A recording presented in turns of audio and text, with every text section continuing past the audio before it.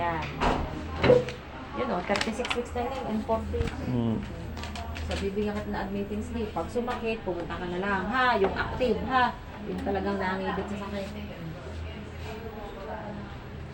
Unay ulo. Ha? Ulo ng baby.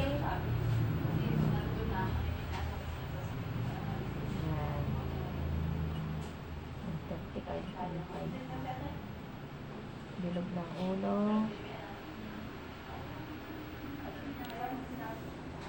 Yan.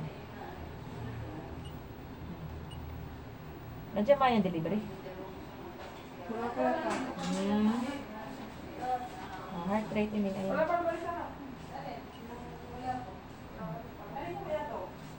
Yan. Hindi ako niya lang mag-i-receive.